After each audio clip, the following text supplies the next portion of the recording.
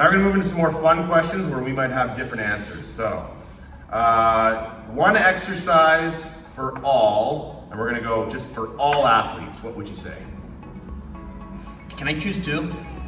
You could say it's arguably this one or that one. How about that? Well, I love them both equally, and that would be the farmer's walk or kettlebell swing. Ooh, very nice, very nice. Okay. For all athletes, I think just I'll basically say a squat. Yeah, I love squat too, Yeah. and absolutely a big staple in programming I do with almost everybody. Yeah.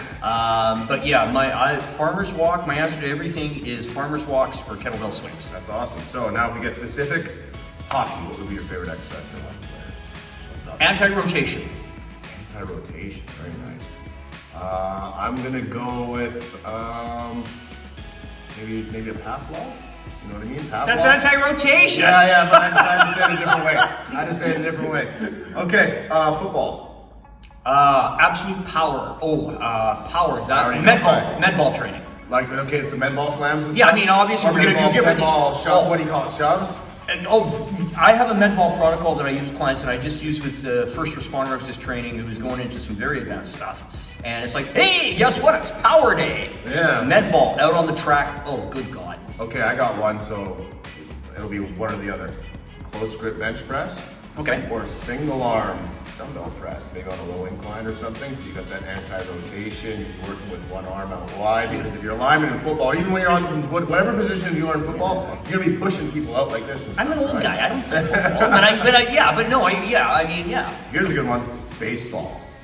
Oh, again, anti-rotation and rotation. Yeah. Both. Okay, so this ties into the thing I worked with actually a golf pro at a private club here a couple of years ago. Great guy. And one of the things, I've worked with a couple of golfers, and one of the things everybody thinks, it's kind of an interesting thing. They come to you, and what do you think? I ask my students this. A golfer is coming to you and wants to improve their swing. What do you do? What would your first answer be? I mean, if they are untrained, I just do some basic moves. They're not untrained because they can swing. No, I mean in terms of exercise though, they just want Yeah. to improve like their swing. Just doing some basics with them would help off the bat. Think again. Go back. I know I could get fancier. It could get fancier. I'm just saying, if a golfer just wants to improve his swing and hit the ball further, and he's never worked out, I could just have him do some hammer curls and go swing his club. You know, he's gonna think I'm a genius. So he wants to improve his swing. I was gonna say like a more obvious thing would be something similar to a wood chop or a landmine rotation type exercise. No, anti-rotation. He knows how to Right. rotate. So I know where you're going with this. Exactly. Yes. Back a couple of answers we were talking about. Yeah. Okay, so because we're talking about baseball, right? So What is he not doing? what you're basically talking about is how you can improve what someone does by doing the opposite thing. Not the opposite.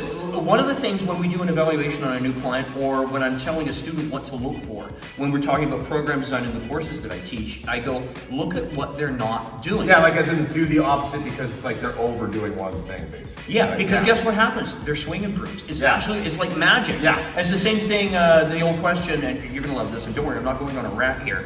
A surfer or a skateboarder come to you, what's the quality they need? And the students always say the same thing. Oh, they need to work on their balance. No, they don't. They've already got it or they wouldn't be able to surfboard. Yeah. Right? They need strength, probably, is the answer to everything. Strength trumps all.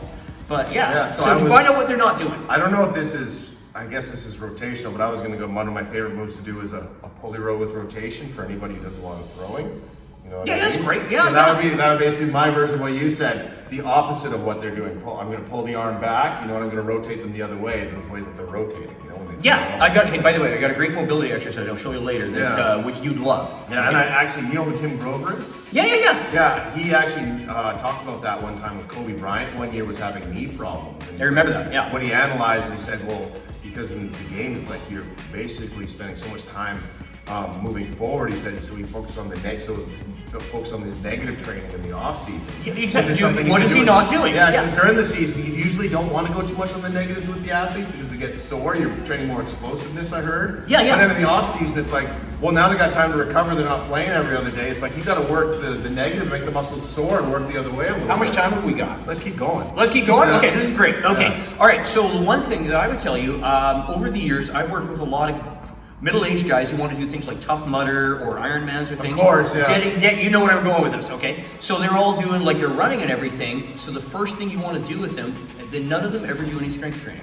I have found in general, I mean, I know there's exceptions, don't send hate mail, but in general, they never do strength training. They're so obsessed with the running, swimming, whatever it is they're doing, Ironman, whatever. Well, that's where that dad bod came from. Yeah, exactly.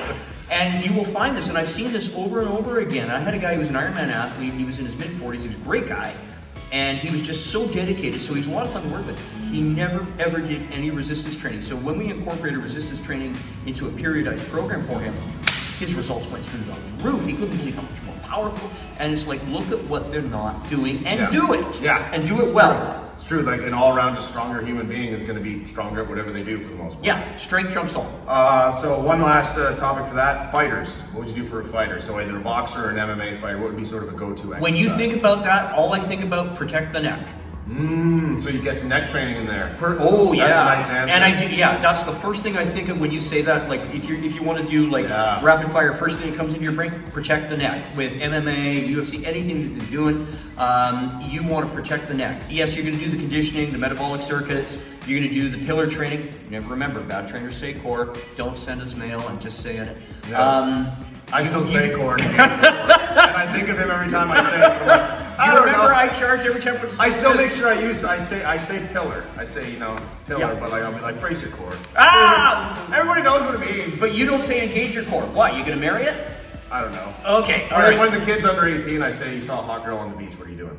They know exactly. I'm like, because they can't do a plank. Like, what would you do if a hot girl saw you on the beach? Yeah, do that.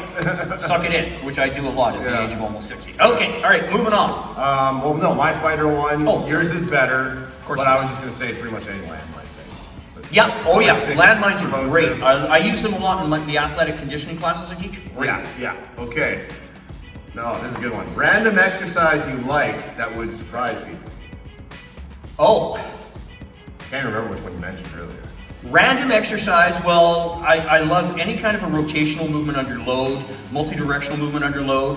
One of my favorite ones is a lateral lunge to an overhead press. One of the things I find with a lot of people is that we only think, remember we were talking about terms in your other video, which I Yeah, but love? what's that plane again? The sagittal plane. Yeah, I'm going to say that and be that douchebag No, trainer yeah, who it's uses important, the technical yeah. term. But people never move laterally and they never move like outside of that. And so Especially you, basically everyone in there who's basically bodybuilding or working on their aesthetics. They're like this. This is very important because you're probably just doing curls and presses and whatever. So let's move here. So my big thing, almost everybody that I train, regardless age, whatever it is, there's going to be a lateral movement. Every athletic conditioning class I teach 3 of those a week. There's a lateral movement of some kind, either with dumbbells, med ball, kettlebell, anything. There's going to be a lateral movement. Always. Yeah.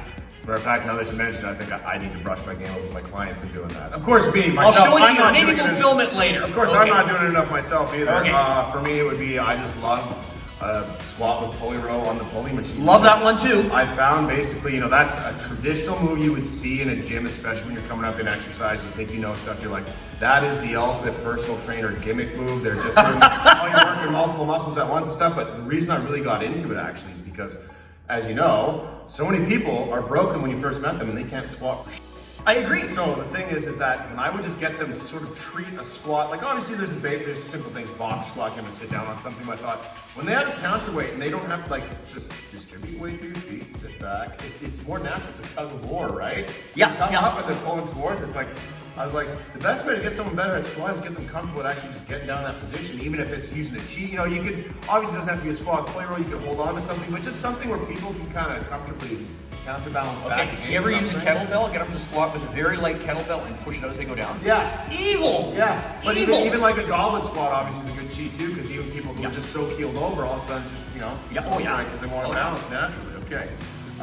Great one. Coming right up. Okay. Most overrated exercise, Oh, God. in your opinion. I didn't even think, you know what, did I even think of what mine would be? Oh yeah, I think I know what Yeah, you did. Yeah, okay. Okay, what's yours? Oh, I'm gonna get so much flack for this.